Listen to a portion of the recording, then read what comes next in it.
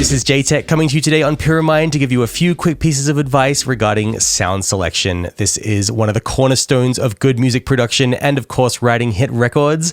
And it's something that I have obsessed over the years to try and get exactly right. There are many different things that go into it that I'm going to cover today in this very quick video. This is something that I see a lot of people struggling with. People are struggling against their music. They don't really know how to pick the right sounds, and they often end up going around in circles for hours or days or weeks or months trying to get a sound to work that just isn't right for the mix. It's natural human behavior to try and solve problems at the end of the chain rather than going back to the root of the issue. In the audio world, as they say, sound source is king. So in this video today, I'm going to give you a few tips on how you can select your sounds effectively. Part 1. Select your sounds in mono. There is a whole world of sounds out there that you can choose in mono and are going to sound great in the center space. And then when you switch back to stereo, it's going to open up and give you a beautiful wide sound stage that you didn't even know was there to begin with.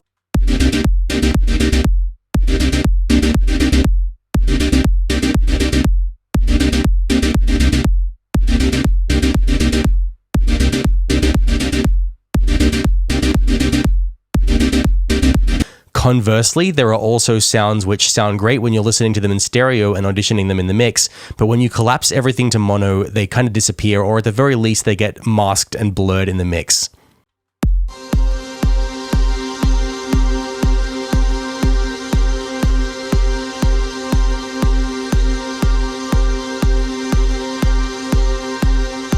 Now, generally speaking, in the modern age of music, most people are listening on stereo setups, but mono compatibility is still important because there are always going to be people who are listening from a single point source, such as a small travel Bluetooth speaker in the corner of a room, a phone playing on the other side of the room, or sometimes there is even still to this day a mono nightclub sound system configuration, sometimes when you play a DJ set.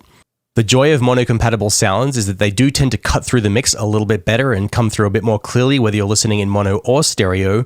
If you collapse everything to mono and the sound that you like tends to disappear or sound a bit fuzzy, or you don't really know where it's coming from in the sound space, it could be something to do with widening effects, spatial effects such as echoes and reverbs.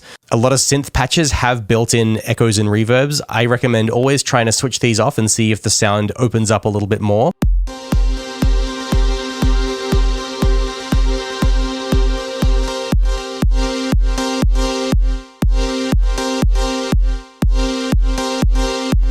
If you want to dial in some spatial effects such as echoes and reverbs after that, this is something you can also do while auditioning in mono to really check whether those spatials fit in with the rest of your mix. Part 2. Anything that's telling the story should usually be telling it between 500 Hz and 4 kHz. This is about fundamental frequencies. When I talk, my voice leaves a certain audio signature which covers a lot of the frequency spectrum. Testing 1 2 3. This is Jimbo testing the microphone. Testing 1 2 3. However, where my voice actually hits in the frequency spectrum is somewhere in the mid-range, I guess around like 500 to 600 Hertz. Testing 1 2 3. This is Jimbo testing the microphone. Testing 1 2 3. It's a fundamental frequency. The way to think about this is if you were forced to strip away every frequency range of a sound but one, which one would you leave behind? The one that leaves the most important musical message, the most important information. There's a vertical component to frequencies, just like when you pan things left and right in the studio, especially if you've got your sound set up properly, you'll really hear this ghost in the speakers moving things left and right.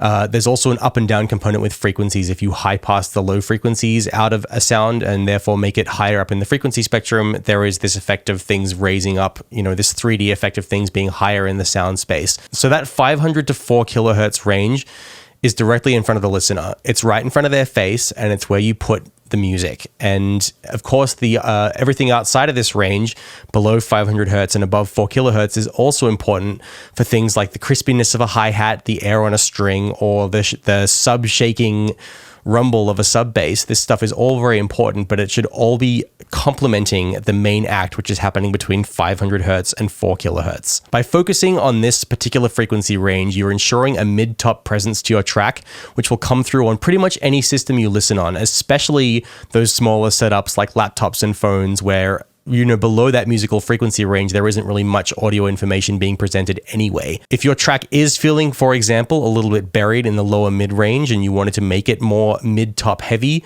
the way that you can do this is by using some subtle EQ to cut out some of those lower mid-range frequencies and use some slight boosting to really accentuate those higher frequencies that are in the musical range.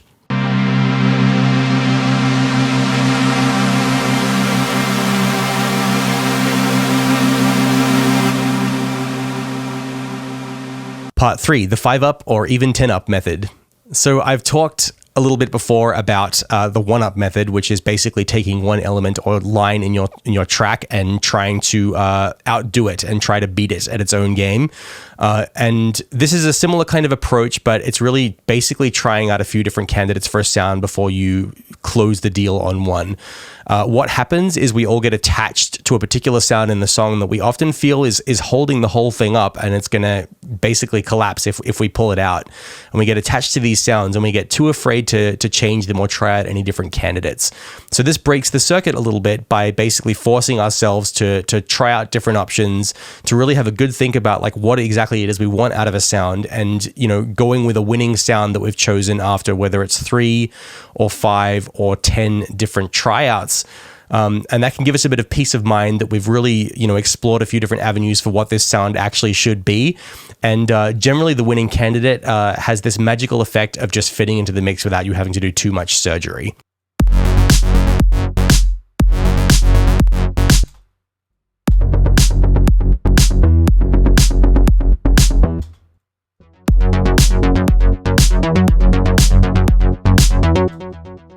I recommend changing around the notes and the melodies and the MIDI patterns for every single candidate that you try, just to try a few different musical options as well. And this technique also works for processing of the sound once you've finished the sound selection itself. Part 4, watch out for gremlins. So what I call a gremlin in the mix is basically a track that is redundant in the song. It's actually not adding anything. It's taking up more energy than it needs, and you might not even be able to necessarily hear it. It might not be audible. It might not be visible to the listener. And this redundancy is something that we are constantly keeping an eye out for as producers, and throughout the whole process, even towards the very end of a song, you'll be identifying things that you can just mute out at the last minute. Every sound in your song should theoretically be able to play back with everything collapsed down to mono and be audible individually. To test if two sounds are competing with each other, you can solo them together and then ask yourself the question, are these two sounds friends, or are they competing with each other for the sound space? Are they singing together, or are they trying to talk over each other on the stage?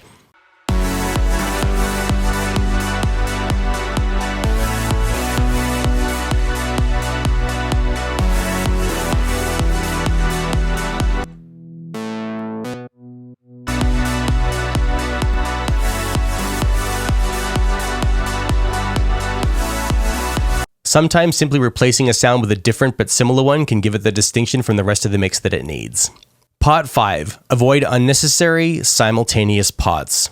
This all comes down to being conscious about when you want to layer sounds and when you want to do everything with a single sound. I work with a lot of trance music, which involves blurring a lot of different tracks together into one big stack of sounds, sometimes a little bit like a watercolor painting, where there's a bit of overlap and it's okay for things to mix together. But there are other times when it can be better to do things with one single individual sound. If it's possible to cover an entire section of a sound with one single instrument based on the strength of its sound selection, it's often worth giving that a try. This is especially true for instruments and sounds that are lower in the frequency spectrum, such as kick drums and sub basses. These are generally things you want to do with one individual element. If you are going to layer bass sounds, you should make sure that only one of them is covering the sub bass area and the rest of them have some high pass filters down there. It is possible to layer kicks, and that can sometimes help give your track a good groove, but if at all possible, try and have just one kick driving the whole song, and especially if you can really focus on that sound selection and make sure you choose a good kick, that'll be the foundation for the rest of the mix. When it comes to bass lines, it's very possible to pick a sound which actually covers all of the different parts of the frequency spectrum pretty well. These are I call them big, bold, and juicy bass lines, and sometimes you can get away with just using a single sound, and it'll cover from the low end right up to the upper mid range just nicely.